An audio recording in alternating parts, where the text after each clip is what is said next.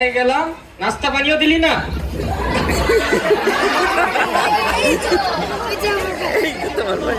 তো কোনো কথা শোনা হবে না, প্রধানজির আদেশ, তোকে ধরে নিয়ে যেতেই হবে।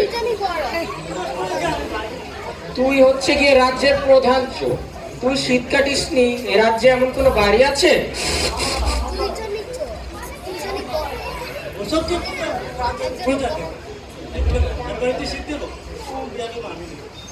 শীত কাটবি কেন? সদর দরজা দিয়ে ঢুকে পুট করে মুকুটটা নিয়ে বেরিয়ে গিয়েছিস। তাহলে অন্য দরজা দিয়ে ঢুকেছিস? তাহলে জানালা দিয়ে? যাক, কেউ তোর সাথে জেনে আমার লাভ নেই। চল প্রধানজির কাছে, প্রধানজির চাবুক না পড়লে তোর টেস্টটা যাবে না। না, সেটি হচ্ছে না।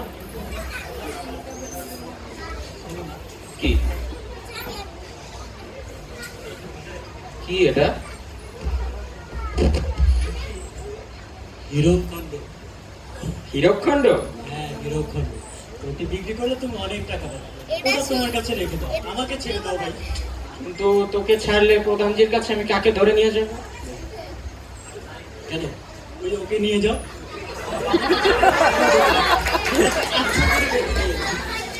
ঠিক আছে, দেখে দিই। যে ভাই, ভাই শুনছেন? কোদাল ভাই আপনাকে ডাকছে। কি? তুমি তাহলে মুকুট খুঁজছো?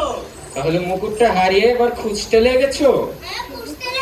দেখেছেন কোদাল ভাই, আসল লোক পেয়ে গেছেন। বলে কিনা মুকুট খুঁজছে, বাঁধে নাকি?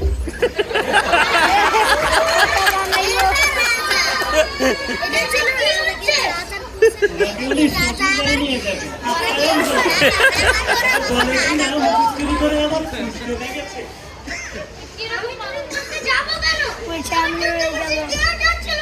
সেজন্যই তো তুমি চোর হয়েছো।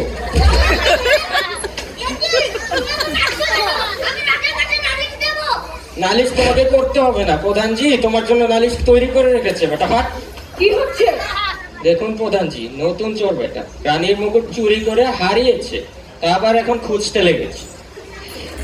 ভগবান, তোমাকে পাঠিয়েছিলাম পুরাতন ধাড়ি চোর বেটাকে বন্দি করার জন্য। তুমি নিয়ে এসেছো নতুন বেটাকে। পুরাতন বেটা কোথায়? বাড়ি থেকে ও পালিয়েছে হুজুর। আমি ওর বাড়ির চালের মটকাটা পর্যন্ত তন্ন তন্ন করে খুঁজেছি, কিছু পাইনি। তোমার চাকরির আমি 12টা বাজাবো।